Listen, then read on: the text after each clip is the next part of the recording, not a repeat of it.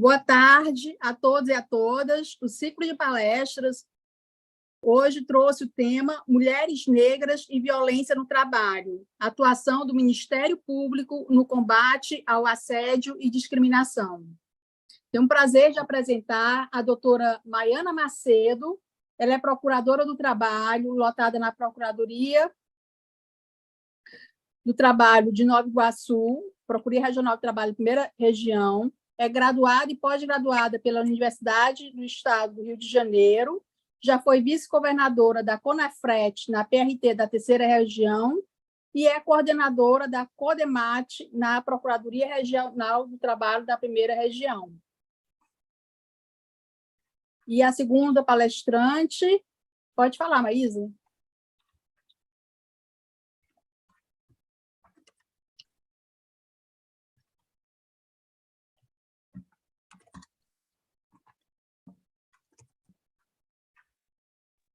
Marisa, você está sem som. Tira o mute, por favor.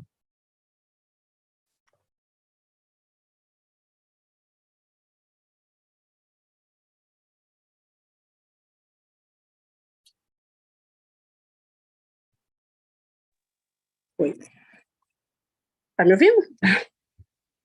E a segunda palestrante é a doutora Elisiane dos Santos, procuradora do trabalho da segunda região.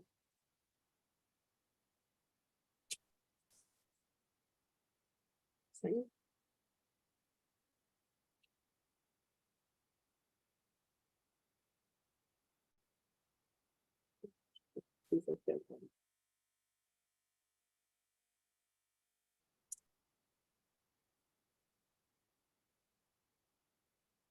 Eu acho que ela caiu. Deixa eu entrar ela de novo aqui. Ela caiu. Vamos lá.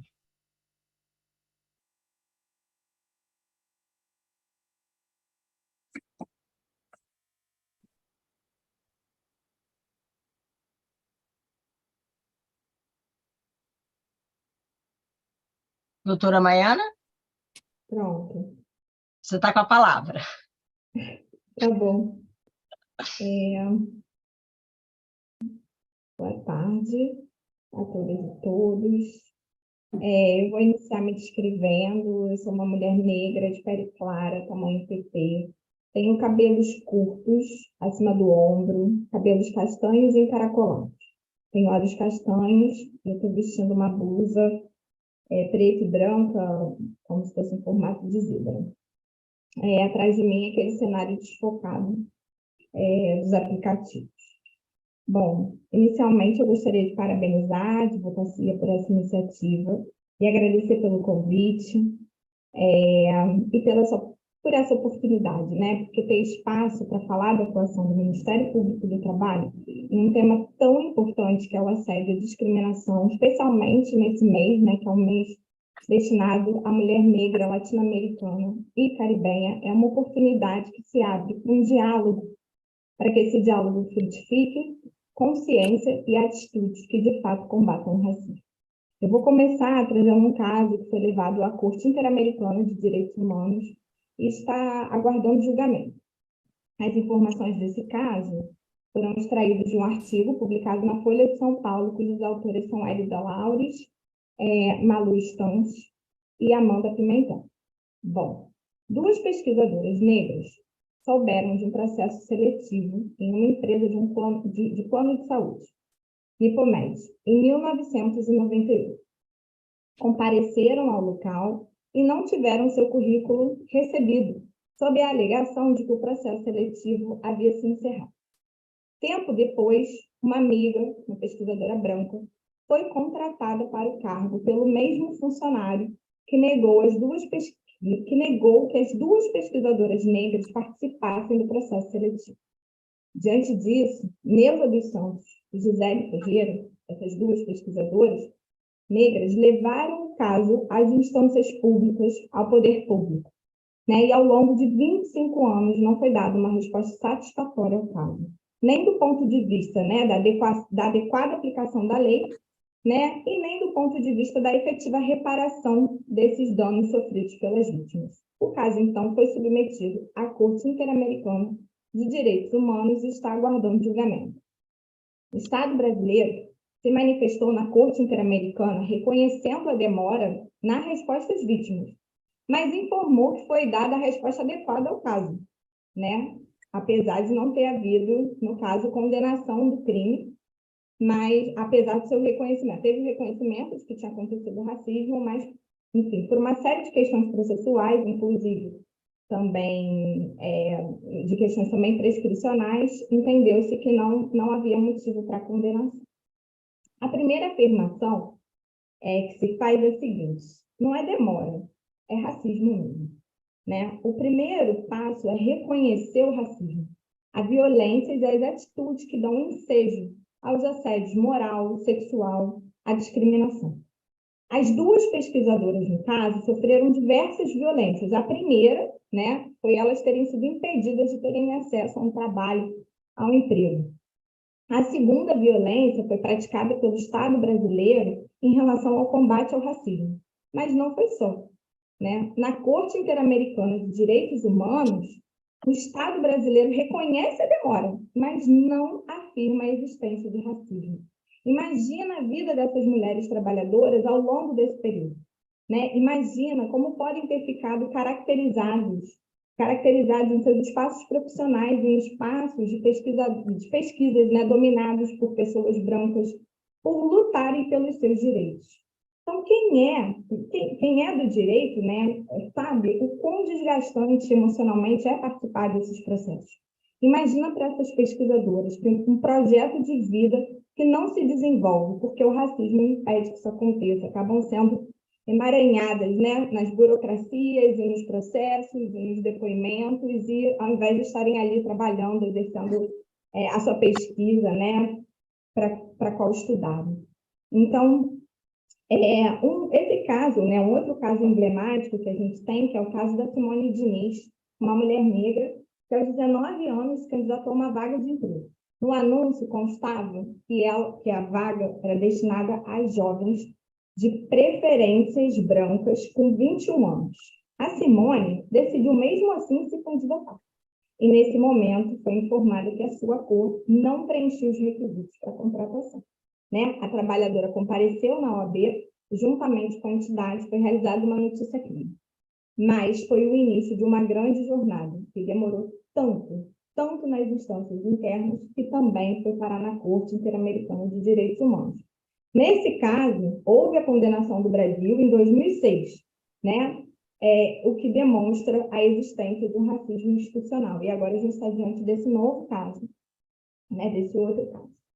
O decreto 10.932 de 2002, que promulga a Convenção Interamericana contra o Racismo, a Discriminação Racial e formas correlatas de intolerância, né? Prevê no seu artigo 1º, que é discriminação racial, qualquer distinção, exclusão, restrição ou preferência em qualquer área da vida pública ou privada, cujo propósito ou efeito seja anular ou restringir o reconhecimento, gozo ou exercício em condições de igualdade de um ou mais direitos humanos e liberdades fundamentais consagradas nos instrumentos internacionais aplicáveis aos Estados-partes.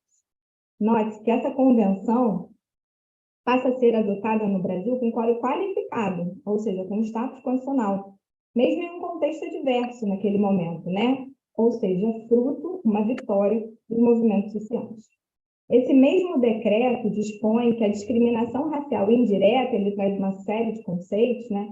Mas a discriminação racial indireta é aquela que ocorre em qualquer esfera da vida pública ou privada, quando um dispositivo, uma prática, um critério aparentemente neutro tem a capacidade de acarretar uma desvantagem particular para pessoas pertencentes a um grupo específico, ou seja, essa seria a regra, né? No caso da Simone, por exemplo, a gente tem ali uma discriminação direta, né? Assim, é bem direta.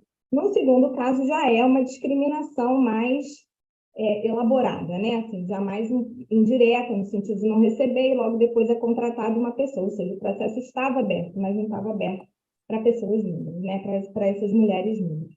Então, a gente não tem como falar, nesse momento, né, de assédio, de violência, sem falar da Convenção 190 da Organização Internacional do Trabalho.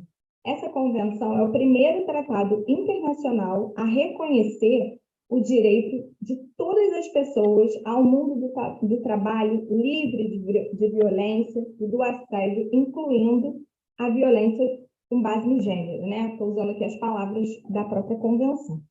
Essa convenção é importante porque ela inclui o ato da violência como um ato que o Estado precisa combater. E aqui a violência ela tem um caráter importante porque ela pode se configurar num único ato, né? Enquanto que o assédio ele exige aquela reiteração de atos, né? Então, a violência ela pode se dar num único ato. E a gente ainda não está comprometido com essa convenção, apesar de já ter sido iniciado esse processo de ratificação da convenção, mas os estados, né, que ratificarem e como organismos, né, assim como parte da OIT, devem trazer, né, para os seus ordenamentos internos esses compromissos. Então, assim, a norma ela estabelece uma série de deveres para os estados, como proibir, por lei, a violência e os assédios, né, mas essa normalmente não é a grande questão no Brasil, né? A nossa lei, as nossas interpretações, elas são no sentido, né, da negação da violência, do assédio. O nosso desafio, ele se apresenta, né, em fazer valer esse combate, né? Garantir acesso às vias de reparação e apoio às vítimas, desenvolver ferramentas, orientação, educação, formação, sensibilizar em formatos acessíveis e apropriados, garantir meios eficazes de inspeção e investigação de casos de violência e de assédio. O Estado deve garantir um fácil acesso às vias de recursos adequados, eficazes, de resolução de conflitos em caso de violência e de assédio no trabalho. Né? Deve garantir que as vítimas tenham proteção adequada para que, de fato, denunciem a violência e os assédios no momento em que elas sofrerem. Então, a gente espera, né, que o Brasil realmente ratifique, né, e o Estado passe a assumir internacionalmente esse compromisso. O Ministério Público, né, do Trabalho, para entrar um pouco no âmbito, né, do MPT, ele tem a função constitucional de garantir e defender os direitos coletivos, primariamente coletivos, né, ou seja, os interesses da sociedade, a ordem constitucional que garante o direito à vida, à saúde, à dignidade, a um trabalho digno. Né? O MPT ele não possui atribuição criminal, de modo que a nossa atuação, nos casos de assédio e discriminação, elas devem ser direcionadas especialmente assim, ao racismo institucional, presente nas instituições públicas e nas instituições privadas. Então, é preciso que a sociedade se comprometa com o combate ao assédio e discriminação racial. A nossa cultura foi forjada no patriarcado e no racismo.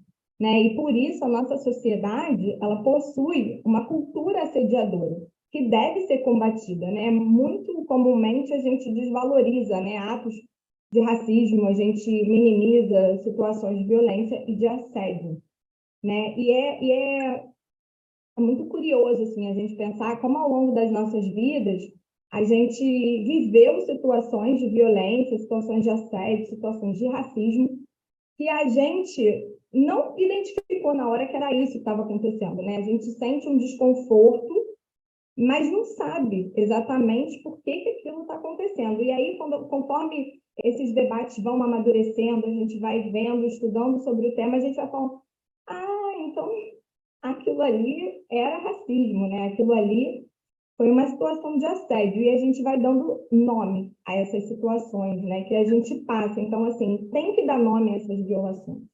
Né? A gente precisa identificar a situação fática, entender o que está acontecendo. Eu acho que esse seria um primeiro passo, né? Fazer circular a informação de que, por exemplo, estabelecer critérios neutros, mas que excluem um grupo da contratação é discriminação. Não precisa exigir inglês para uma vaga que a pessoa não vai ler texto em inglês, não vai precisar falar inglês.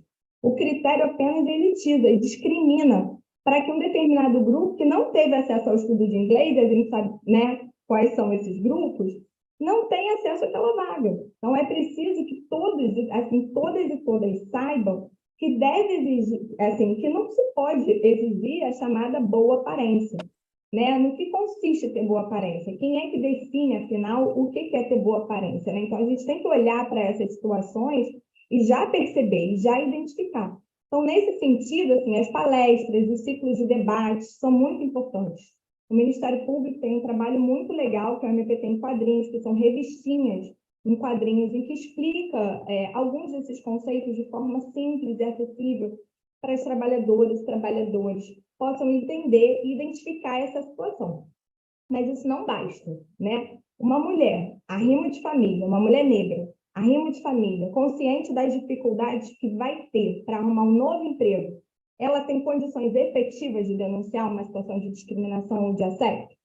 Basta ela identificar, ela identifica, às vezes, não, estou passando, né, estou sendo aqui, estou passando por uma situação de racismo, né, estou sendo assediado. Tá, e agora, o que eu faço com isso, né? Assim, eu não vou, enfim, se eu não tenho um ambiente seguro, né, de denúncia, se eu não posso, o que eu vou fazer? Eu vou correr o risco, né, de deixar meus filhos em casa sem comida? Não vou, né? Então, não basta essa identificação. Na verdade, a identificação, sem uma proposição de solução, pode fazer com que as mulheres negras ainda passem por um sofrimento maior, né? Que é perceber essa situação e não poder fazer nada com isso. Então, é preciso que as instituições sejam compelidas, e quando elas não fizerem espontaneamente, né, de combater os assédios e as discriminações, e aí é um segundo momento, né, também que o MPT trabalha, uma outra vertente, né, de trabalho no MPT, é preciso que elas sejam compelidas. E aí, nesse sentido, nós temos as ações civis públicas, né, que tratam sobre situações, né, de assédio e de discriminação.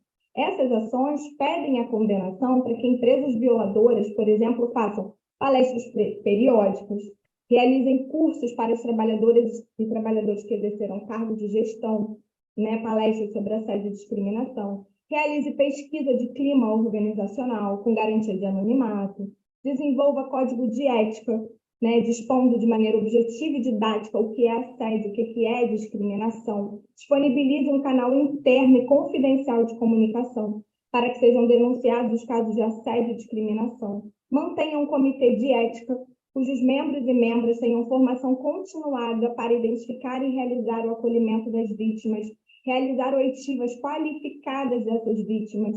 As empresas, elas devem acompanhar o comportamento dos seus prepostos, dos seus empregados, que tenham praticado o ato de assédio e discriminação, né, com plano individual de aperfeiçoamento profissional, prestar assistência psicossocial ao trabalhador vitimado, à trabalhadora vitimada. Então, são alguns dos pedidos que, né, normalmente são veiculados nessas ações civis públicas.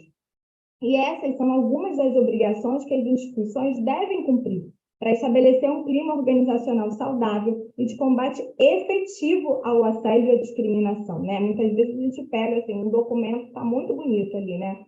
Chega ali, está tudo bem documentado, mas você vê que aquilo não tem uma aplicabilidade, então não basta, né? Às vezes está lá o código de ética, mas não é divulgado. O canal de denúncia não garante efetivamente o anonimato, né? Os casos que chegam na denúncia não são efetivamente apurados.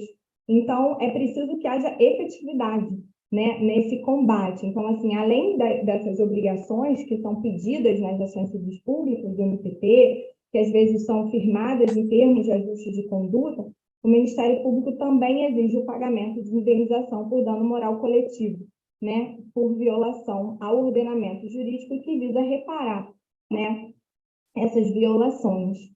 Então, assim, eu acho que eram essas assim, as palavras que eu tenho aqui inicialmente para falar, né, tanto da parte do MPT como da parte da, né, enfim, a atuação do MPT nesse âmbito da discriminação, e é isso. Agradeço.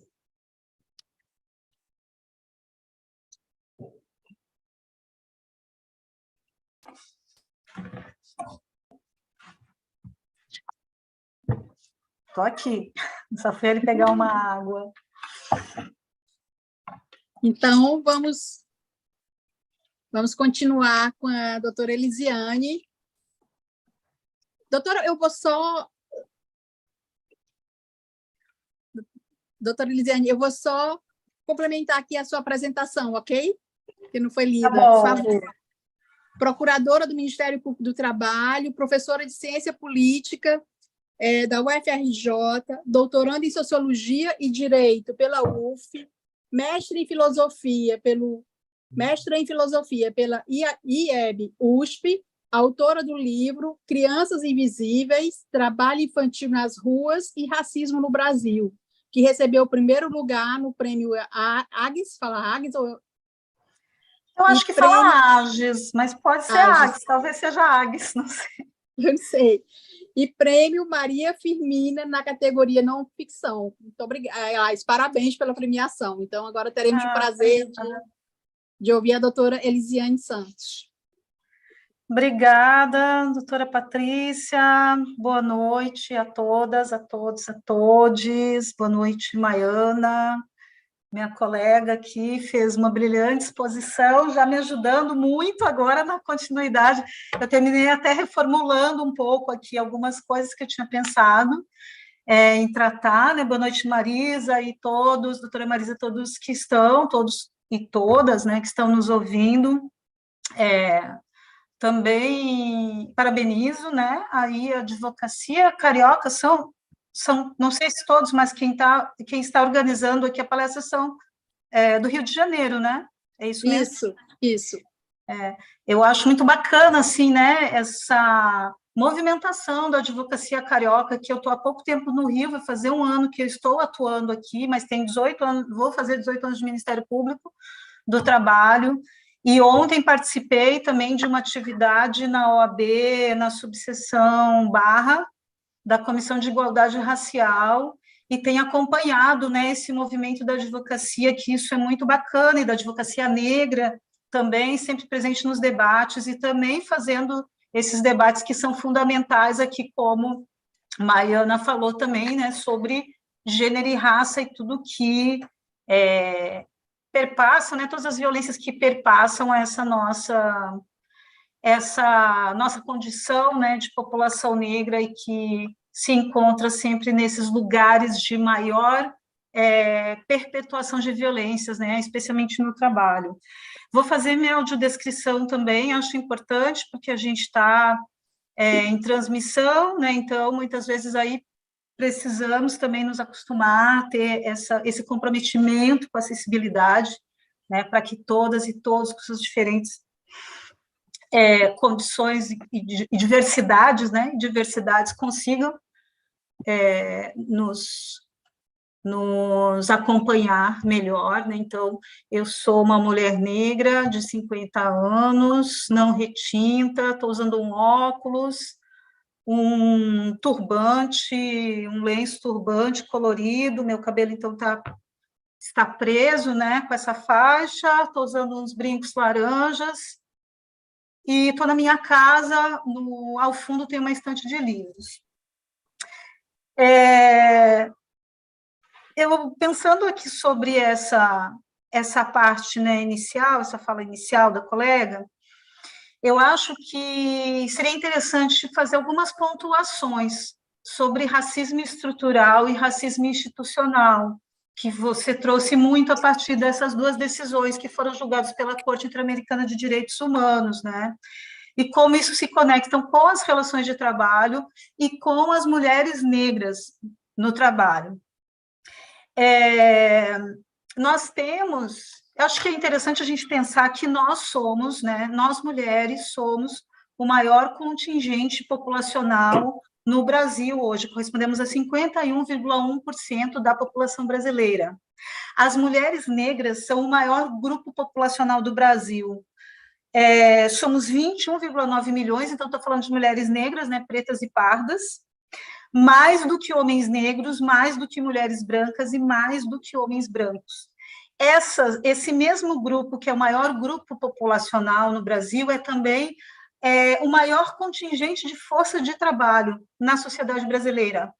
Ao mesmo tempo, nós estamos na base da pirâmide social, né, quando olhamos aí os indicadores sociais, especialmente os indicadores do mundo do trabalho. Então, as mulheres negras são aquela categoria de trabalhadoras, grupo de trabalhadoras, né, melhor dizendo, que recebe os menores salários, né, em comparação com homens negros, até últimos dados aí que tínhamos, não sei se depois a Patrícia vai dar uma atualizada nesses dados, mas até dados de 2021 do IBGE, o salário da mulher negra correspondia a 70% do salário de um homem branco, né? E isso no mercado formal. E no mercado informal, ou seja, sem proteção social, né, sem direitos trabalhistas assegurados, nós, mulheres negras, somos o maior contingente de pessoas trabalhadoras nessa condição. Ou seja, nós estamos numa desvantagem absoluta, tanto quando se pensa numa condição de trabalho protegido, né, pelo regime seletista, com direitos assegurados, quando se pensa no trabalho precarizado, ou seja, no trabalho sem direitos. Isso não é por acaso, né? E a gente tem debatido muito isso também, infelizmente tem conseguido trazer esse debate para dentro do Ministério Público do Trabalho, e aí eu acho que a gente já pode pensar um pouco nessa perspectiva de racismo institucional e como isso atravessam todas as instituições, né? Todas as instituições e muito o sistema de justiça. Então, um grande desafio, né, que nós temos aí e que Maiana nos traz também de como a gente conseguir sair desse lugar, né? E já avançamos um pouco, mas para avançar mais, muito mais. Perdi um pouco o fio do que eu estava falando, mas estava falando dessa desvantagem, né, dessa desigualdade, do porquê isso acontece, né? Então, não por acaso. Então, nós precisamos entender também que a formação da nossa sociedade, né, ela vem de um período, né, colonial de quase 400 anos de escravização da população negra, uma população também que era a maior parte da população brasileira, e nós tivemos aí um censo em 1872, ou seja, antes da abolição formal da escravidão, que nos mostrou isso.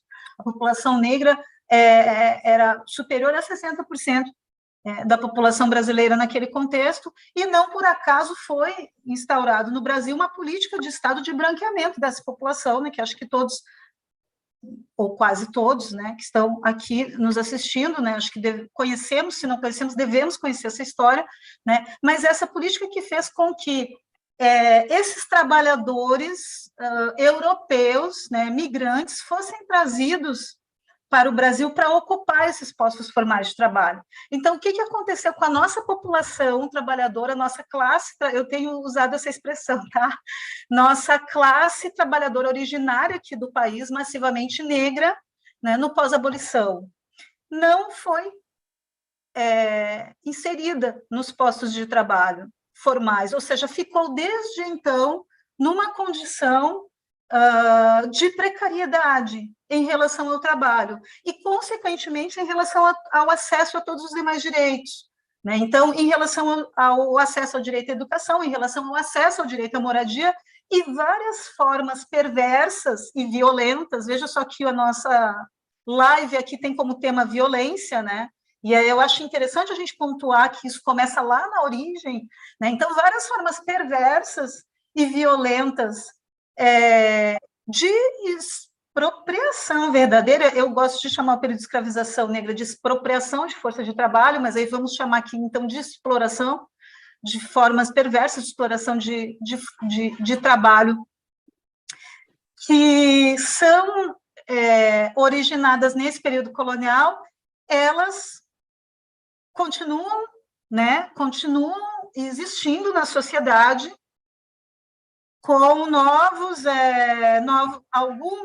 algumas diferenças, né, algumas novas roupagens ali, mas principalmente o trabalho doméstico e o trabalho rural realizado pela população negra, ele se perpetua nesse pós-abolição, assim como o trabalho informal, né, porque a gente já tinha toda uma dinâmica aí de trabalho, venda de quitutes, enfim, né, outras profissões que estão nesse contexto até hoje, de informalidade, que lá na origem são atividades, né, muito particularmente ligadas ao trabalho que era realizado pela população negra, que não aquele dentro da fábrica, né, do período de industrialização. Então, esse atravessamento, né, de um tempo, um passado que ele se atualiza, né? Ele se atualiza no presente, mas persiste incidindo né, negando direitos à população negra, ele é uma realidade. E isso é o que a gente pode entender como racismo estrutural, porque daí eu trouxe assim uns cenários de alguns olhares, né, mais relacionados ao trabalho. Mas se nós retirarmos o véu, ou colocarmos uma lupa aí sobre todos os indicadores sociais hoje em relação à concentração da pobreza no Brasil, à menor taxa de ensino formal, à maior taxa de pessoas não alfabetizadas, a maior situação de moradias precárias, nós vamos encontrar que esse conjunto de pessoas que estão sem acesso a direitos, em sua maioria, são pessoas negras, né? E principalmente mulheres negras. E aí a gente tem um outro fator, né, que envolve essa questão de gênero e raça, é que as mulheres negras também, historicamente, né, assumiram e têm assumido inúmeras funções, né, múltiplas funções e responsabilidades sobre a sobrevivência, a sua própria sobrevivência, mas também a da sua família e de outras famílias que dependem do trabalho desta mulher, né, desta mulher negra, que muitas vezes é uma mulher sozinha, uma mãe solo, que precisa também dar conta de assegurar aquela condição mínima ali de vida, de dignidade para os seus filhos. Nem sempre é possível e nem sempre se consegue, inclusive, né? E aí a gente tem outros dados no mundo aí do trabalho que vão se conectar com essa maior desigualdade, com esse racismo estrutural que perpassa a vida da população negra. Então, se a gente olhar para os índices do trabalho infantil, por exemplo, nós vamos ver que mais de 60%, quase 70% e 68%, ou seja, 7 em cada 10 crianças que estão em situação de trabalho infantil são crianças e adolescentes negros e negras. Quando a gente olha para o trabalho de forma geral, o maior contingente são de meninos, mas quando a gente olha para o trabalho infantil doméstico, mais de 90% são meninas e mais de 70% são negras. Então, vejam que aquele passado, né, ele persiste e se atualiza. No mesmo sentido, o trabalho escravo também, quando a gente coloca ali um olhar, né, mais atento ao perfil dos trabalhadores e trabalhadoras resgatados em condição de escravidão contemporânea, que são situações terríveis, né, perversas. Dá alguns exemplos aqui do Rio de Janeiro mesmo, de trabalhadoras domésticas escravizadas, senhoras, a maior parte delas, né, já são senhoras aí com mais de 60 anos, que começaram a trabalhar nessas residências com 8 anos de idade, ou menos, ou um pouquinho mais nessa faixa etária, né? Então, vejam também que tudo se conecta, o trabalho infantil, ele também, né, torna esta criança mais vulnerável a uma condição de escravidão contemporânea, e a gente vê isso muito sem nenhuma dúvida de errar, né? É evidente na análise dos casos, senhoras que começaram a trabalhar nessas residências com 8 anos de idade, que não perderam qualquer tipo de contato social, né? Contato com outras pessoas, contato com outras crianças, contato com a sua família, não tiveram acesso ao estudo, quer dizer, ficaram numa condição de sobrevida, né?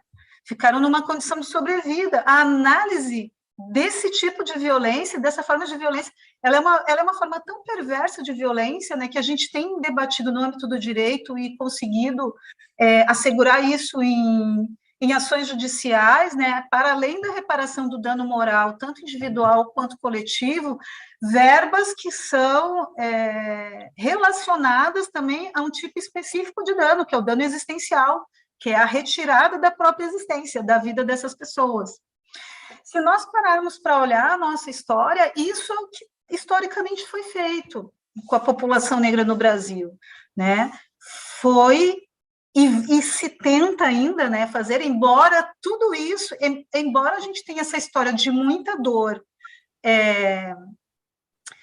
de muita negação de existência, não só simbólica, mas também real, e isso que eu vou falar é muito sério, né, porque nós temos aí também, não é nenhum exagero nessa fala, quando se fala que existe, né, um genocídio no Brasil, genocídio de jovens negros no Brasil, pelos mapas anuais que nós temos de dados sobre violência letal contra a população negra, né, nós tivemos aquela informação da ONU no ano 2019, eu acho que foi, que apontou que um jovem negro é assassinado no nosso país a cada 23 minutos.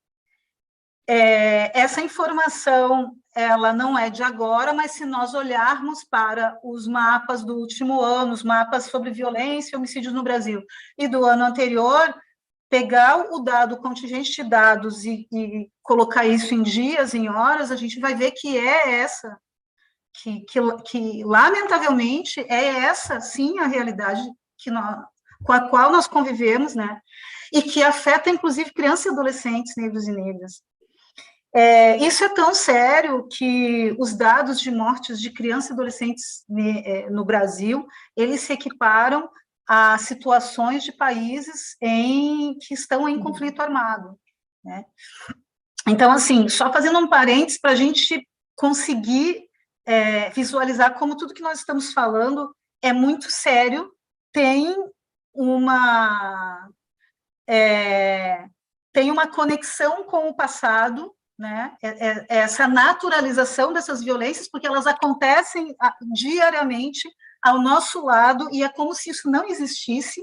Então, isso também é um efeito, né, que o racismo consegue fazer com que isso aconteça, ele consegue operar desta forma. A gente vive nesta realidade, que é uma realidade genocida, como se ela não existisse.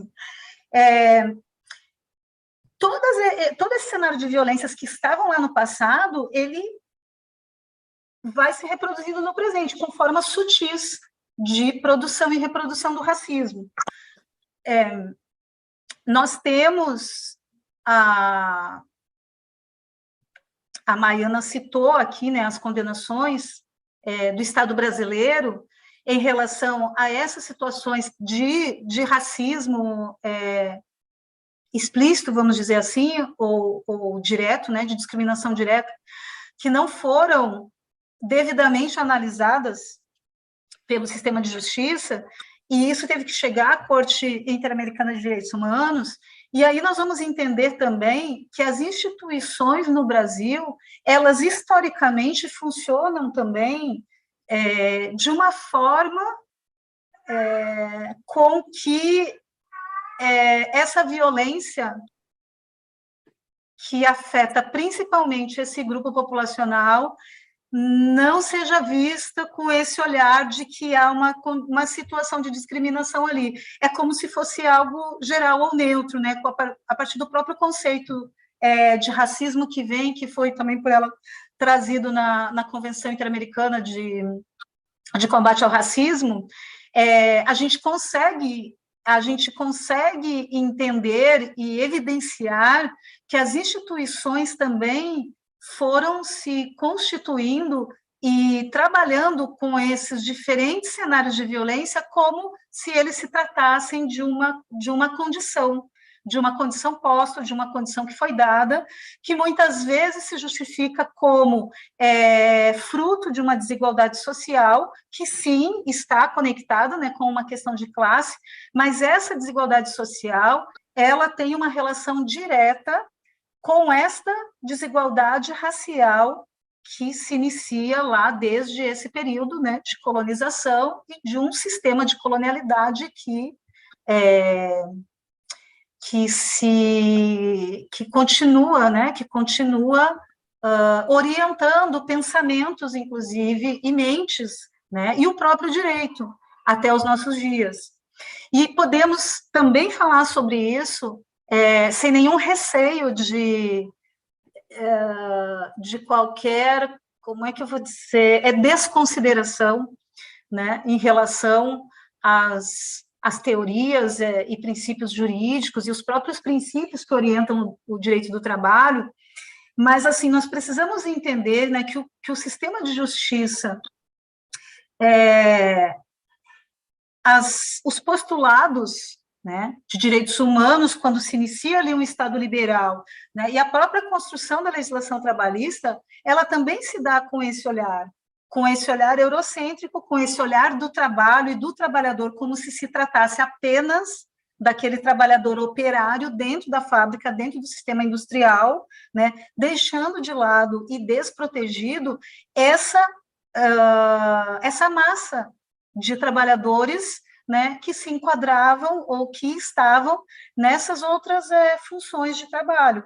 E que, se a gente observar também em relação a outras formas de trabalho que temos hoje, como exemplo, entregadores de aplicativos, né, e as próprias trabalhadoras domésticas, que seguem ainda numa condição de absoluto descumprimento dos seus direitos, né, ou seja, é a maior categoria de mulheres trabalhadoras no Brasil, e as nossas trabalhadoras domésticas, que correspondem a 5,8 milhões de mulheres, né, mais de 70%, aproximadamente 70% mulheres negras, são a maior categoria de trabalhadoras domésticas do mundo também, pensando aqui em números absolutos, né? Ainda com um avanço legislativo que se dá tardiamente, né, porque se pararmos aí para pensar, essa categoria de trabalhadoras ficou excluída da proteção da CLT, conseguiu conquistar direitos a partir da Constituição Federal de 88, mas só teve uma condição de igualdade plena, né, ou de equiparação lá com a PEC em 2013, depois regulamentada em 2015, ainda assim não consegue fazer valer, né, não conseguiu fazer valer esses seus direitos, porque apenas 25% desse total de 5,8 milhões está formalizado. Né? Então, assim, porque eu vou dando aí essas voltas e trazendo esse cenário e trazendo essas informações, né, para a gente conseguir entender que quando nós pensamos hoje nas violências que perpassam o mundo do trabalho, especialmente as questões que dizem respeito a assédio e discriminação, elas estão também ligadas com esse contexto histórico, porque essa condição de desigualdade que implica também num olhar de subalternidade em relação, né, a esse grupo de pessoas, um olhar de um não lugar do trabalho, um não lugar de pessoa trabalhadora, ou mais ainda, de mulher trabalhadora, faz com que o descumprimento da legislação seja naturalizado, o assédio no sentido de você tratar aquela pessoa, né, com ou algum tipo de hostilidade, ou um tratamento que é incompatível com a dignidade, né, que desconsidera a humanidade daquele trabalhador, né, quando impõe, por exemplo, tarefas totalmente desassociadas com o cargo para qual foi contratada, ou quando isola o trabalhador ou a trabalhadora, né, sem nenhum, eu ia colocar aqui por razão, mas não, sem nenhum motivo, e se existisse, não seria aceito, né, uma motivação para um tratamento diferenciado, né, para um tratamento discriminatório. Mas são situações que terminam acontecendo por conta também no imaginário social, né, no imaginário social, já existir uma construção de que esses corpos negros e esses corpos das mulheres negras são corpos menos dignos de direitos, ou que podem estar sofrendo esse tipo de situação sem que haja, né, uma reação em relação a essa situação de injustiça. E eu não estou afastando que essas situações não aconteçam em relação a trabalhadoras não negras, né, e a trabalhadoras que não sejam mulheres também. Mas nós podemos ver pelos dados, pelos indicadores sociais, e aí eu tenho dados aqui, só que eu não sei se a gente tem tempo para falar, porque eu estou vendo que eu estou me estendendo aqui na minha fala, mas nós temos, assim, vários dados sobre violência contra mulheres, sobre violência contra as mulheres negras, que nos mostram que as mulheres negras são as maiores vítimas de crimes de estupro, são as maiores vítimas de violência sexual, de importunação sexual, e isso também não é por nada. A gente pode buscar referências teóricas, por exemplo, em Lélia Gonzalez, que lá na década de 70, ela já tratava desse viés, né, do que hoje chamamos de interseccionalidade, um termo que foi cunhado por uma jurista norte-americana, que é Kimberly Crenshaw, na década de 90, mas que já era debatido aqui pelas feministas negras brasileiras já muito antes, né? Então, Lélia Gonzalez é uma autora assim, muito importante, especialmente para as pessoas, juristas, profissionais que estão nos assistindo e que pensam o mundo do trabalho de uma forma crítica, né? Lélia tem uma obra, assim, fundamental, indispensável, para a gente entender como essas violências perpassam esse contexto de gênero, classe e raça, e como a mulher negra, ela historicamente, ela foi ligada a estereótipos, né, que ele aponta como o da mucama, quando vai olhar para o trabalho doméstico, né, ou seja, aquele corpo negro que está ali à disposição do trabalho, né, sem remuneração, sem direitos, como se você tivesse a obrigação de realizar aquilo em prol de alguém, né, ou seja, é um sistema escravocrata atualizado. Então, ela traz o papel da mucama, ela traz o papel da ama de leite, das cuidadoras, dos cuidados, né, de crianças, e o papel do que ela chama da mulata como um trabalho, uma profissão também, mas que ela quer justamente relacionar com esse olhar de sexualização da mulher negra, né, de hipersexualização da mulher negra, um olhar também de autorização de violação desses corpos negros, né? Então, assim, é perverso isso, às vezes pode ser até assustador ouvir quem não tem muito contato, né, assim, com a temática e com o debate nessa perspectiva de olhar crítico, pode até parecer assustador, mas isso é a mais pura verdade. É como se nós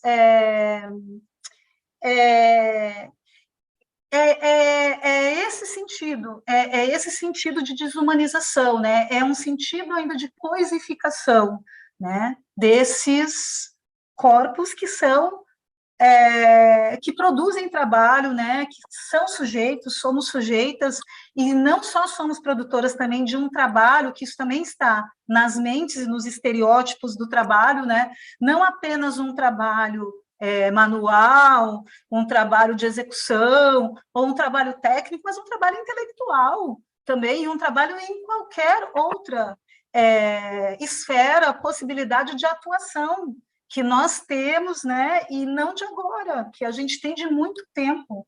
A gente de muito tempo tem mulheres negras, né, que se destacam nas mais diferentes áreas do conhecimento, na história, posso citar Beatriz Nascimento, Lélia Gonzalez, lá atrás, uma antropóloga brilhante, né, professora e cientistas negras, e atrizes negras, olha todo o enfrentamento, por exemplo, dos trabalhadores na arte e na cultura negros para conseguirem espaço na mídia, por exemplo, né? Então, tudo isso é efeito desse processo colonial que, né, perpassa aí gerações e gerações como se não existisse.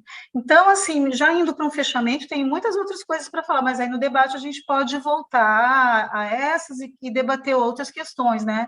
Voltando ao que a colega que falou, e eu concordo muito, Maiana, acho que um dos primeiros passos é a gente ter consciência de que isso acontece e perpassam todos os cenários e todas as instituições.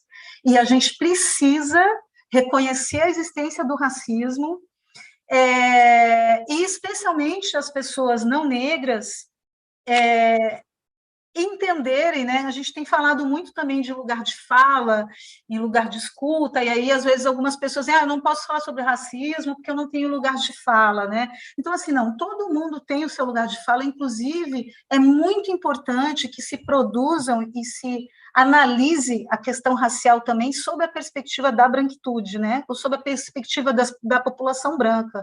Quais são as vantagens e privilégios que são obtidos em razão dessa suposta neutralidade, né, do racismo no trabalho, por exemplo, mas que vem trazendo acúmulos, né, acúmulos de capital. Tem autores muito interessantes decoloniais que falam, né, que o capital não é só o capital econômico, é capital cultural, é capital social, né, é capital em diferentes dimensões, que são acumulados por um grupo racial em detrimento de outro. E quando esse outro grupo ainda é atravessado por questões sexistas, né, ou pelas questões de gênero, a desvantagem, ela aumenta, né? Então, assim, a gente precisa ter essa consciência, a gente precisa olhar para dentro das instituições, a gente precisa olhar para as nossas ações no dia a dia, né? O Estado brasileiro já foi condenado por práticas racistas, por racismo institucional no mundo do trabalho. Não por acaso as duas situações foram praticadas contra mulheres negras, e a gente hoje está falando sobre essa questão, né? Estamos aí no mês da mulher negra latino-americana e caribenha. Para além dessas decisões que a colega citou, eu ainda citaria decisões que tratam de trabalho escravo, onde o Brasil foi condenado também, o caso Fazenda Brasil Verde, e a maioria dos trabalhadores resgatados eram trabalhadores negros, e a Corte também reconheceu que havia uma discriminação estrutural, nesse caso, né, usou essa expressão, uma discriminação estrutural, permeando aquela condição de trabalho daqueles trabalhadores. E no caso da fábrica de fogos de Santo Antônio de Jesus, que envolveu o trabalho infantil nas suas piores formas, né, com mortes, dezenas de crianças, adolescentes e mulheres morreram, né, 70%, acho que 80% das pessoas vítimas ali, fatais, eram também pessoas negras, mulheres e crianças. E também a Corte reconhece a discriminação estrutural e impõe o dever ao Estado de construir essas políticas, né? Então, nós temos esse cenário de urgência, de políticas públicas que pensem essa interseccionalidade, consigam garantir os direitos sociais à população negra, e isso passa por reparação também, né? Se nós pensarmos nesses acúmulos, né, de desvantagens, passa por reparação histórica também. Nós precisamos de um sistema de justiça que assegure pluralidade na sua composição, porque nós não temos isso hoje. Inclusive, estamos batalhando no Ministério Público do Trabalho, ainda vai levar muitos anos. Depois, eu não vou falar, tem um projeto, acho que depois Mana pode falar um pouquinho sobre ele, que é um projeto voluntário para a gente assegurar o ingresso de mulheres negras na carreira.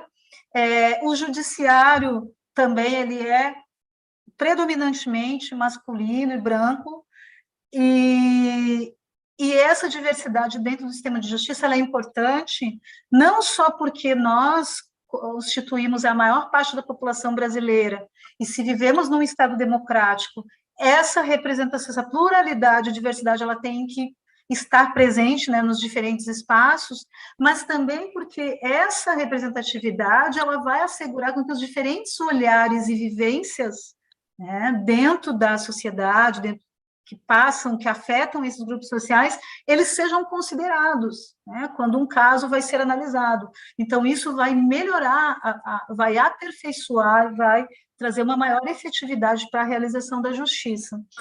E acho que é isso, esses desafios que nós temos também aí, enquanto juristas, enquanto operadores do direito, não fechar os olhos, aprofundar os estudos em relação a racismo, as diversidades de gênero, as questões de identidade de gênero também, que não falamos, mas que se interseccionam, né?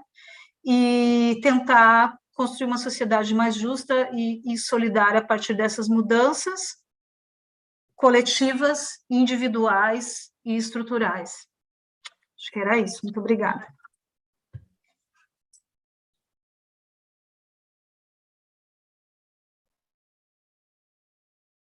Nossa, maravilha, que colocações maravilhosas, como diz, foram excelentes as colocações, e eu gostaria, então, de colocar alguns pontos para o debate, certo? Marisa, quer comentar alguma coisa? Eu gostaria, assim, primeiramente, obrigada, doutora Maiana, doutora Elisiane, pela brilhante apresentação.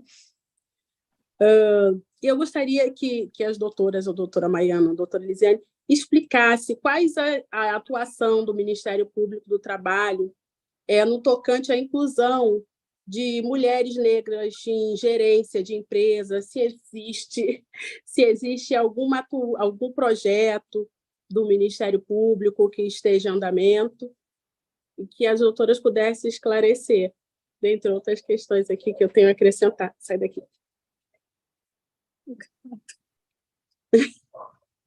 Quer falar, Mari? Pode falar, se quiser, depois eu cumprimento. Bom, assim, muito rapidamente, né, o Ministério Público do Trabalho tem um projeto que chama Inclusão de Jovens Negros e Negras no Trabalho. Ele passa por um diálogo social, o objetivo é fomentar esse debate nas empresas, chamar para reuniões públicas, né, audiências, para construir protocolos de inclusão, né, tanto do ponto de vista de efetivar realmente ações afirmativas, mas assim, de fazer formação interna dos quadros, de ter um canal de oferecimento, né, de denúncia em relação a alguma situação, de estabelecer metas de progressividade para atingir, né, uma igualdade maior em relação ao acesso aos cargos das empresas, né? Essa é uma atuação promocional, tá? Só chamar a atenção que o Estatuto da Igualdade Racial, ele estabelece que é a obrigação do Estado, da sociedade, garantir igualdade de oportunidades à população negra no acesso a direitos, inclusive ao trabalho. Então, eu particularmente entendo que essa questão ela não é meramente uma responsabilidade social do setor privado, então, eu entendo que é uma obrigação legal do setor privado. Tá? Contudo, nós não temos uma lei que diga, que estabeleça um percentual mínimo, né, uma cota racial para preenchimento das vagas. Então, por isso a gente tem atuado de forma promocional. Isso a gente também atua de forma, assim, a partir das notícias de fato, né? Assim, essa forma de atuação promocional, ela se dá pela iniciativa, né, do Ministério Público, enquanto que as notícias de fato chega uma denúncia para a gente, mas normalmente essas denúncias elas já chegam relatando uma situação de violação, né? Então, acaba tendo uma perspectiva mais de reparação e menos de uma política, né? Mais de uma política que você já estabelece, você acaba tendo, às vezes, um olhar mais individual. É claro que o MPT, por ele atuar de forma com repercussão coletiva, a gente vai coletivizar esse olhar sempre, né? Então, a gente não vai, assim, a gente busca sempre, assim, verificar, por exemplo, até nos nossos relatórios, tá? A gente verifica, assim, né, quais foram as cores, né, assim, as raças, pessoas se autodeclararam naquela empresa, né? E aí a gente consegue até já ter acesso a esses índices, né? De quantas pessoas, por exemplo, negras, são contratadas naquela empresa. E aí tem esses caminhos também dessa atuação de modo já mais, digamos assim, tradicional do MPT, né? Que aí já seria a partir de um inquérito civil mesmo e de uma investigação. Obrigada, doutoras. Assim, aproveitando a cota, eu gostaria que as doutoras explicassem, assim, em relação aos concursos de 2000, Romeu, e de 2016, acho que 2015 para cá, passou a ter cota no concurso da magistratura. E assim, eu sei porque eu já faço concurso há algum tempo. E assim, a gente olha lá, está na cota. Vários inscritos, passou para a segunda fase, vários inscritos. Quando chega no final, a gente não vê negro. E aí eu gostaria da visão das doutoras em relação a isso. Porque vários se autodeclaram, passa, e quando chega lá no final, só tem brancos. A gente não vê negros. E eu gostaria da visão das doutoras em relação a isso. Eu vou falar da parte do TCM, você fala da parte da Comissão de Identificação, sabe? Então, no Ministério Público, né, algumas procuradoras, por iniciativa própria, criaram um grupo, né, que chama Tecendo Diversidade. Esse grupo, enfim, ele é um grupo formado por essas procuradoras, ele não é institucionalizado, ele não é do Ministério Público, né? E esse grupo, ele surgiu justamente porque no primeiro concurso que teve cota para o Ministério Público do Trabalho, não passou nenhuma mulher negra no concurso, né? Então, a gente identificou, falou assim, bom, a cota não tá sendo suficiente, né? Estabelecer a cota. A gente precisa criar mecanismos para que a cota seja, de fato, implementada, para que ela alcance o objetivo dela, né? Para que ela não seja uma mera formalidade ali naquele edital. Então, assim, o Tecendo, ele tem trabalhado para isso, né? Então, a gente faz alguma seleção, a gente faz seleção né, de mulheres negras que se enquadram, a gente vê algumas vulnerabilidades e prioriza, né, assim, as mulheres mais vulneráveis, né, dentro do contexto de mulheres negras, mulheres que vão se inscrever pela cota do concurso, né, como negras e tudo. E aí, enfim, a partir disso, assim, né, a gente busca bolsas de estudo nos cursos, né, que a gente conhece, que dá aula, bolsas de estudo junto à Associação Nacional, né, das Procuradoras e Procuradores de Trabalho, né, a gente tem algumas palestras, por exemplo, né, com psicólogas, tem colegas que se disponibilizam a dar aula, né, sobre um direito específico, que às vezes o colega é professor, então tem aquela experiência. Então, o objetivo foi justamente esse, assim, isso no âmbito, né, no contexto do Ministério Público do Trabalho. No penúltimo concurso, passaram 2 procuradoras negras, né, passaram 2 candidatas, que eram negras e que são negras, né, e que fizeram parte do projeto. E nesse último concurso passaram 2 também. A gente ficou insatisfeito, né, Elisane? Porque a gente achou que dessa vez iam passar mais. Mas, enfim, assim, a gente não atingiu ainda assim, o nosso objetivo. Mas assim, teve um andamento, né, em relação ao primeiro concurso com cota, que não passou nenhuma mulher negra, né?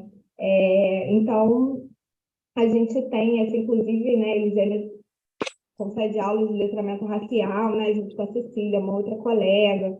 Então, tem toda uma preocupação mesmo, uma formação. Agora, a parte da heteroidentificação, aí eu acho que a Elisane pode falar melhor do que eu, né, a comissão. Não, então, nem estava pensando em falar muito sobre isso, não. Eu queria só destacar que a gente tem debatido, especialmente dentro desse coletivo, né, desse grupo Tecendo Diversidade, que a política de cotas nesses concursos do sistema de justiça, especialmente magistratura e Ministério Público, diferentes ramos, né, do Ministério Público, elas não têm sido efetivas, né, porque nós sabemos que ali está, mas ela termina funcionando para a primeira fase do concurso, quando muito. E nas fases seguintes, né, quase que não faz diferença você ter essa garantia de reserva, porque já é um concurso que exige muito, exige uma preparação, a gente já sai em desvantagem quando vai concorrer ao concurso. Vejam que o concurso da magistratura agora nacional, que está em andamento, né? As provas todas são em Brasília. Eu fiquei sabendo que eu faço parte da comissão, fiz parte, né? Quer dizer, faço parte, que ainda está em andamento, né? Da prova discursiva da magistratura, e tive a honra também de fazer parte esse ano da comissão da prova oral do MPT, para Procurador do Trabalho. Vejam que é difícil, dentro desse cenário de realidade que a gente trouxe antes aqui, das mulheres negras, é extremamente difícil para a gente, porque geralmente somos pessoas assim que já trabalham, né, há muito tempo, quando não, muitos aí desde criança, senão, o que não é permitido, né, mas infelizmente muitas de nós passou por essa situação, ou desde jovem para pagar a faculdade, ou fez a faculdade estudando, pegando ônibus para chegar, viajando 2 horas para chegar em casa, para trabalhar o dia inteiro, para chegar na faculdade, né, cansado, e conseguir estudar, e às vezes tem filhos, e também tem essa questão do cuidado, ou com o filho, ou com a família. Então, são realidades que são muito diferentes de outras realidades, de outros candidatos que estão fazendo esse mesmo concurso, né? Então, assim, a cota, a ação afirmativa, que a cota racial é uma espécie de ação afirmativa, né? A gente pode pensar em outras. A ação afirmativa, ela é fundamental para isso, a cota é necessária, mas ela não é suficiente. A gente precisa de outros mecanismos. E algo que nós temos defendido é que tenha uma diferenciação em relação a notas, pontuação, notas de corte em segunda e terceira fase, porque isso não existe ainda, né? Nem no nosso concurso e nem no da magistratura. No penúltimo concurso, o Tecendo propôs, agora isso está em andamento, né? Mas o Tecendo propôs no Conselho Superior do Ministério Público do Trabalho que a média fosse verificada no final, né, das etapas, porque no concurso do MPT, particularmente, você passa nas fases com 5, né, com exceção da primeira fase, que tem a nota de corte, mas na segunda, na terceira fase, na fase oral, em tese, você passa com a nota 5, mas no final precisa ter média 6. Então, o Tecendo, ele fez uma proposta de que fosse relativizada essas notas na segunda e na terceira fase, por exemplo, e no final fosse verificada a média 6, digamos assim, entendeu? Então, às vezes, uma candidata muito preparada tira 4,7, né? 4,8, e aí não passa para a terceira fase, né? Uma candidata preparada, uma candidata apta, por conta de décimos, né? Por conta de uma nota muito pouca, que poderia, assim, ao final, considerando, né, que a gente precisa implementar a cota, poderia ser relativizado, entendeu? Em relação, por exemplo, à segunda e à terceira fase. Mas essa proposta do Tecendo, ela não foi acolhida no Conselho Superior, e a gente, né, o Tecendo continua nessa luta agora para o próximo concurso. Foi a primeira vez que assim, essa proposta foi feita em relação ao último concurso, que é isso também, a gente vai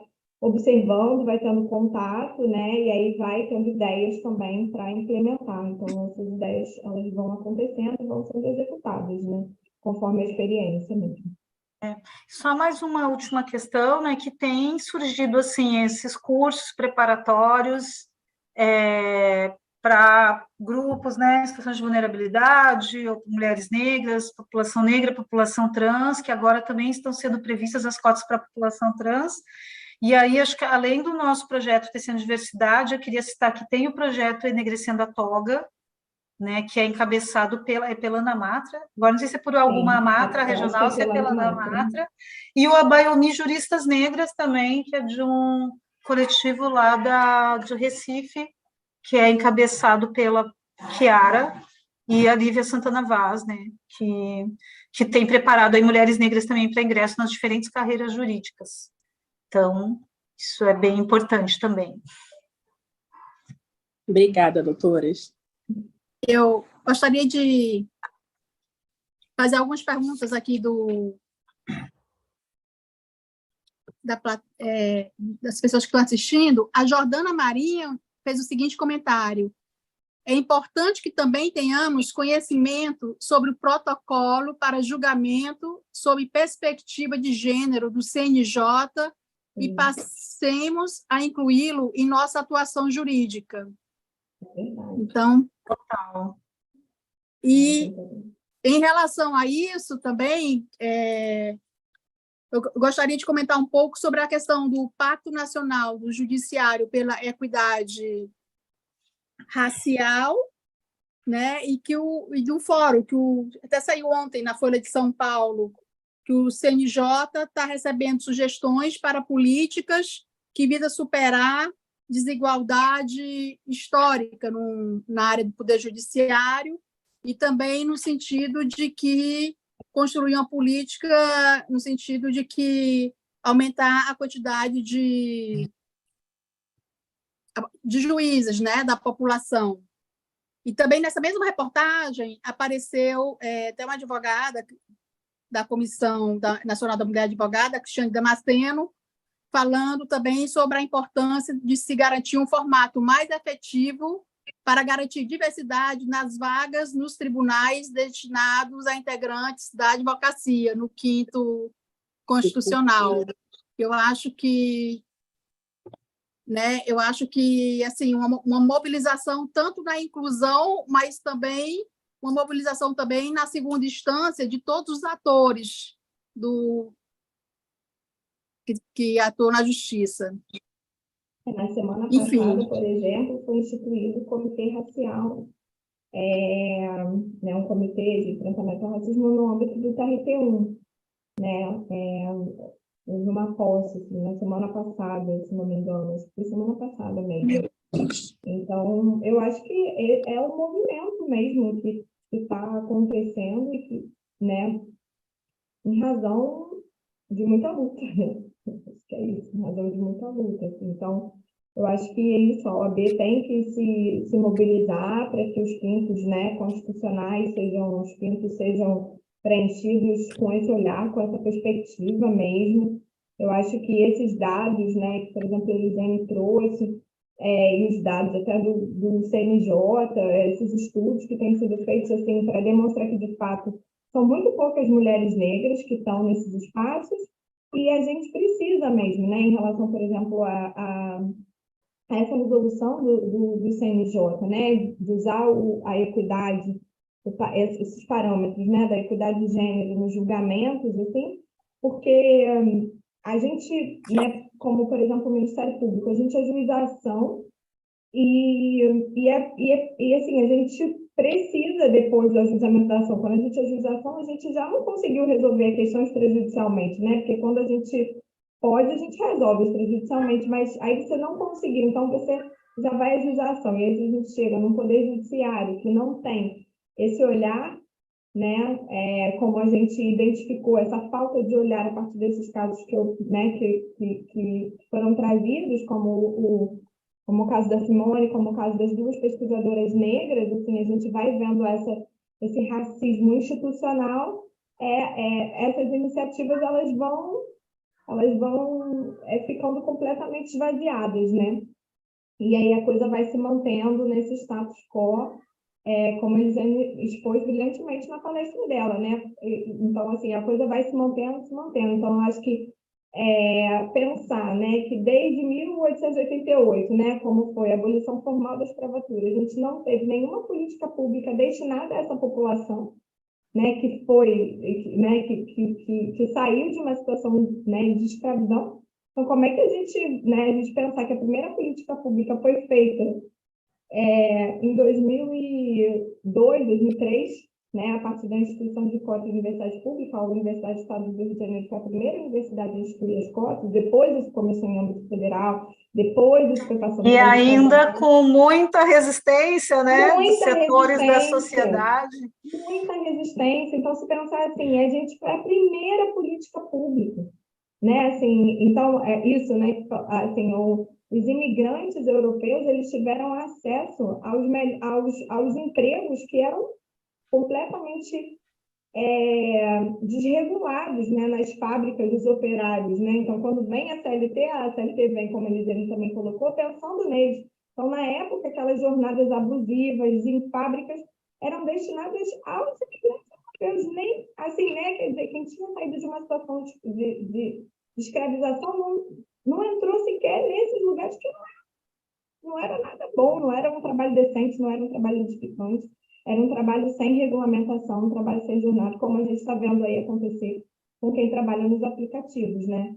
Então, eu acho que não tem jeito, assim, é muita luta, uma vigilância constante, porque a qualquer momento também é um retrocesso. Então, eu acho que, como a gente, né, verificou agora, por exemplo, nos Estados Unidos, né, com o fim da política de cotas nos Estados Unidos. Então, eu acho que é isso mesmo, assim, a advocacia se organizar, nós, mulheres negras, precisamos ter essa articulação mesmo, essa união, para que a gente esteja nesses espaços, não só como uma representatividade democrática da sociedade brasileira, né, como colocou muito bem também a Elisiane, mas especialmente para essa sensibilidade, né? Quem chega lá depois de pegar o ônibus de 2 horas e tal, chegar em casa, cuidar e ter contato com esses problemas, com esse cotidiano, com essa vida, tem um olhar absolutamente diferente né, em relação à vida, em relação à outra, né, aos outros, aos problemas que são colocados. Então, eu acho que é isso, mas é uma luta constante. Acho que a OAB tem que lutar pelos 500, o MPT tem que lutar também, né, para que essas mulheres ingressem na carreira e para que as que estão na carreira também tenham seu olhar valorizado nos espaços. E é isso, né? Eu acho boa essa iniciativa do CNJ nesse sentido, né? De começar a exigir essa questão desse olhar, né? Na hora do julgamento, assim. O Rodrigo Sá, ele está perguntando se vocês têm algum livro para estudar, para quem quiser se aprofundar sobre o tema. Sobre racismo e gênero. Bom, eu vou indicar o meu livro sobre trabalho infantil e racismo, que inclusive está atrás aqui, Crianças Invisíveis, Trabalho Infantil nas Ruas e Racismo no Brasil. E você acha no site comum, Amazon, né, e tal. Em relação a essas nossas teóricas aí que falamos, alguma Maiana até mostrou o livro, né, com os textos de Lélia Gonzalez. Eu acho que ele é muito fundamental para a área trabalhista, para entender essa questão histórica, por um feminismo afro-americano, né? É isso, né? Afro-latino-americano. É afro-latino-americana. Por um feminismo afro-latino-americano, que é organizado pela Flávia Rios, mas são todos os textos de Lélia. Por quê? Porque esses textos eles estavam soltos, espalhados por aí, né? Até ia falar um pouco sobre epistemicídio, no fim não deu espaço de falar ali na minha fala. Mas a gente passa pelo epistemicídio também, né? Que é esse apagamento dos conhecimentos produzidos por intelectuais negros e negras no país. E aí um outro intelectual negro que tem uma produção muito importante sobre a questão do trabalho e da população negra no Brasil é o Clóvis Moura. Clóvis Moura tem várias obras, é um autor falecido, né? Tem várias obras, eu vou só citar uma ou duas, a Sociologia do Negro Brasileiro, e Quilombos, bom, uma outra obra que é sobre quilombos, mas assim, tem muita coisa, tem muitos autores, tem os autores contemporâneos também. Petrônio Domingues fala muito sobre a questão do trabalho, industrialização, população negra em São Paulo. No Rio, o Marcelo Badaró, que é um professor da UF, tem várias pesquisas também sobre essa questão, aí falando já do cenário do Rio de Janeiro. Mas gostaria de citar esses, e Sueli Carneiro também, que tem uma contribuição muito importante, que vai se conectar também com essas questões, né, do racismo na sociedade, do epistemicídio, e como que operam esses dispositivos de racialidade, né, como se não existisse racismo. Isso. Eu posso sugerir o comparecimento na casa Escrevivência. Isso, para quem é do Rio de Janeiro, para quem estiver passeando pelo Rio de Janeiro, fica no Largo da Prainha, é um lugar de muita resistência, um lugar que está sendo muito ressignificado, assim, tem um museu muito, muito bom lá também, falando sobre a história da população negra. Você foi na inauguração, mãe? Você foi? No museu eu fui, lá na casa da casa, que foi agora, eu queria ter ido. Foi há pouco tempo. Aí eu acho que essa casa, ela foi inaugurada, né, e ela é um espaço da Conceição Evaristo. O Mano a Mano, o podcast do Mano Brown, né, que tem esse Maiá também, ele tem muitas entrevistas ótimas, assim, de serem ouvidas, né? Tem com a Conceição Evaristo, tem mais umas duas muito boas, agora eu estou esquecendo aqui. Mas tem umas entrevistas muito boas que abrem também o nosso olhar para procurar outros fontes. Com a própria Sueli, é maravilhosa, né? A entrevista da Sueli com o Mano. A da Sueli Carneiro. É maravilhosa. Nossa, é demais. É imperdível, assim, a da Sueli Carneiro. A da Conceição eu estou terminando ainda de ouvir. mas a da Sueli Carneiro é muito boa, já é antiga, até teve assim, na época que eles estavam de férias, eles até lançaram de novo, assim, então eu achei muito boa, assim, acho que tem, né, dá para começar por aí.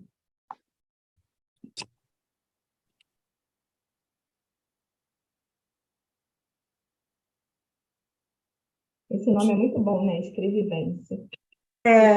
Lindo. É que ela defende, né, que ela cunhou esse termo também, né, quando ela fala que as histórias que ela escreve partem das histórias de mulheres negras. Sim. E aí que ela diz que ela faz uma escrevivência. Isso. Aí o Mano Brown pergunta assim para ela no podcast: você escreveria falando sobre o sofrimento, assim, por exemplo, de um imigrante italiano? Ela fala, eu escreveria, sim, porque ela fala assim, eu escreveria, mas ela diz assim, porque todo sofrimento, né, assim, tem uma humanidade naquilo, então eu tentaria escrever sim. Só que ela fala, mas eu teria que me esforçar, né? Se você pedir para eu escrever uma questão de uma mulher negra, eu escrevo com o pé nas costas. Achei muito boa a resposta. Sim. Marisa, você tem alguma coisa para colocar? Não, Patrícia. Tem não? Tá, então... Não. Caiu.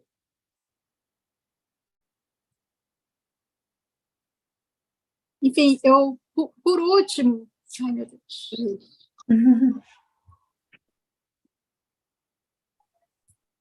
Por último, eu gostaria de ler um trecho de um livro que é da Maíra Medeiros. Esse livro é Coisa de Mulher, que é um trecho que eu achei bem interessante, que é o seguinte: a verdade é que estou na frente de muita gente. Comecei a perceber que a cor da sua pele, sua idade, seu corpo, sua aparência, sua classe social, onde você mora, tudo isso conta na hora de viver sua vida, competir o jogo da vida e vencer, entre aspas. É como se na hora que você fosse escolher o peão que quer usar no jogo de tabuleiro, você visse que alguns possivelmente poderiam fazer com que sua chegada ao final fosse mais difícil, né? Então, assim, é uma jornada que ela conta a questão da acessibilidade, como, de um modo geral, como é difícil, né? E eu fiz esse link com a fala da Eliane, né? Da Elisiane, né? Quando ela fala a questão da mulher, essa questão da mucama, da ama de leite, da mulata, porque, inclusive, no livro ela narra uma situação que, quando ela foi para o estrangeiro, a primeira coisa que olharam para ela foi a questão do corpo e disse assim, samba aí, dança aí. Então, é uma coisa tão institucionalizada e, assim, e espontânea, então, assim, é um esforço muito grande que a gente tem que vencer para romper essa barreira da invisibilidade. E eu acho que essa noite de hoje, assim, deu um aprendizado e, assim, deu um panorama tão importante no sentido no campo de acesso ao trabalho, no campo do acesso ao trabalho, quando você fala a questão, principalmente nas relações de trabalho, de emprego, de acessibilidade dos processos seletivos e das políticas de conformidade das empresas, eu acho que colaborou bastante, dando para a gente um panorama histórico para poder entendermos mais a questão do racismo e essa diferença entre o racismo estrutural e institucional. Nossa, foi ótimo. Anotei aqui bastante coisa, muito bom mesmo. E essa importância também da questão institucional de quem vive e atua na justiça. Então, assim, em nome do ciclo de palestras, eu só queria, assim, mostrar a nossa imensa gratidão pela disponibilidade, do conhecimento, do tempo, né? E de como agora temos assim mais pistas para agir, seja no exercício da advocacia, como também na questão da nossa própria instituição. E aí, Marisa, eu vou passar para você fazer os agradecimentos finais e passar para as nossas convidadas falarem as últimas considerações. Muito obrigada. Primeiramente, eu quero agradecer a doutora Maiana, a doutora Elisiane, pela brilhante apresentação mais uma vez, pelo aprendizado. Foi uma aula, né? Foi uma aula para nós advogados essa noite sobre a questão do racismo. E eu gostaria de finalizar passando a palavra para as doutoras finalizarem a nossa palestra. Bom, eu que agradeço o convite, também para mim foi um privilégio estar aqui com vocês, poder ter essa experiência. A gente sempre aprende muito, né? Que a gente para, assim, o nosso cotidiano, assim, para se organizar, para ouvir, né? Para entender as demandas, assim, ouvir, Eliane, foi muito bom, né? Os questionamentos de vocês. Muito obrigada, tá? Eu que agradeço o convite. E boa noite a todos. Eu gostei muito de ter participado também, agradeço muito o convite, acho que é super importante, né, esse debate, essa aproximação da advocacia com o Ministério Público, com o Judiciário, ou seja, a gente está numa sintonia, né, numa troca. Acho de fundamental importância, sim, levar as questões de gênero e raça e outras diversidades nas atuações práticas, né, nos casos práticos. Tenho sempre falado isso, que às vezes uma situação de violação de direitos que aparentemente não tem nada a ver com racismo, aí vou trazer o exemplo de novo do entregador de aplicativo, ele pode estar, né, vai estar conectado com essa realidade, né, social que é marcada pelo racismo, pelas relações de subalternidades, pela naturalização na exclusão de direitos. E aí quero destacar aqui como exemplo uma decisão recentíssima, que é da semana passada, da terceira turma do TST, no caso Mirtz, né, numa ação ajuizada por nós, Ministério Público do Trabalho, né, foram as colegas lá de Pernambuco que ajuizaram, naquele caso trágico, né, que levou à morte do menino, Miguel, uma situação envolvendo ali trabalhadoras domésticas, 2 trabalhadoras domésticas, poderia ter sido analisada como qualquer outro caso de trabalho doméstico, sem olhar para a realidade por trás daquelas violências ali que aconteceram, e felizmente, né, o Judiciário trouxe o olhar da questão racial, trouxe o olhar da perspectiva de gênero e de classe, fazendo menção a todas as convenções internacionais, e esse julgamento, para nós, inclusive, nos mostra, assim, não posso dizer que dá felicidade, porque é uma tristeza que tudo isso tenha acontecido, né? Mas, assim, que bom que a gente consegue ver que faz diferença estar hoje aqui à noite conversando, falando, né, trazendo, refletindo sobre todas essas possibilidades de atuação, porque a gente precisa ter esses olhares na nossa atuação, e os instrumentos normativos, eles estão aí para nos auxiliar, né? Então, para nos orientar, para nos subsidiar, né? Então, nós temos as convenções internacionais de direitos humanos, nós temos as convenções da OIT, nós temos as decisões da Corte Interamericana de Direitos Humanos. Inclusive, a gente fez um compilado, né, Maiana? Será que ele está disponível no site do MPT? A gente tem uma publicação recente agora, que é um compilado das decisões da Corte Interamericana de Direitos Humanos em casos envolvendo o Brasil e casos envolvendo o trabalho.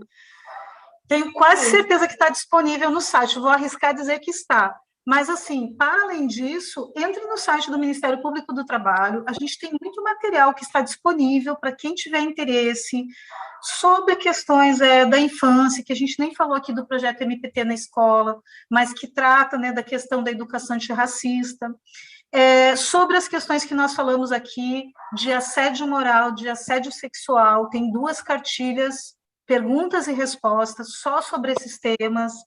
Tem uma cartilha sobre racismo na mídia, tá, tudo isso está disponível, é só entrar lá, buscar ali na pesquisa e baixar.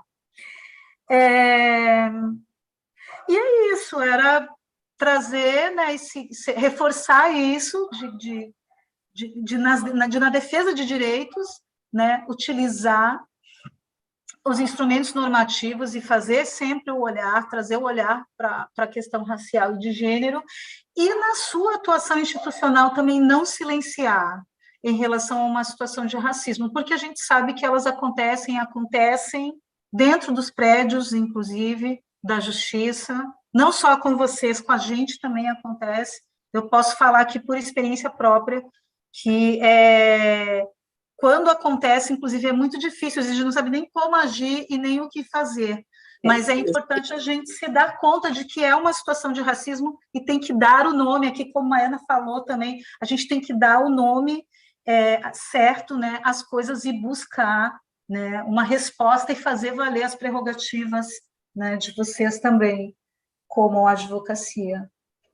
Era isso, muito obrigada, gente. O TST, esse mês, ele também lançou uma campanha de assédio, depois de um levantamento do grande número de ações ajuizadas na Justiça do Trabalho em razão de assédio. Então, tem essa campanha também que está aí no ar.